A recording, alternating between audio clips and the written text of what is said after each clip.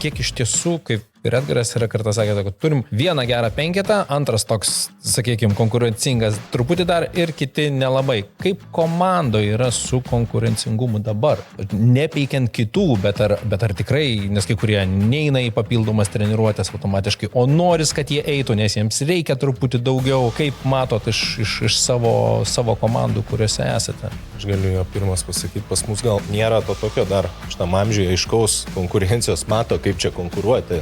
Vaikai, kas blogiausia, gali konkuruoti ant kas įvarčių, kiek įmuša per varžybą, žinai, čia gal blogiausias tas momentas, bet šiaip dėl ko konkuruoti, dėl vietos konkuruoti nelabai reikia, nes visi visur praktiškai važiuoja. Akademijoje nėra tiek daug vaikų, kad nevažiuoti, stengiasi matyti visiems duoti išvažiuoti tos turnyrus, kartais mes ten būna, ten tėvai tarpusai pasikalbam, pykstam, ten per daug tų vaikų, panašiai tada ten kaip ir gaunas to mažiau žaidimo, gal ir tą, bet aš suprantu, tą dalį, dėl ko veža ir kad reikia ir nori tą meilę kažkokią tam ledo rituliui duoti ir jo labiau reikia tų vaikų išlaikyti.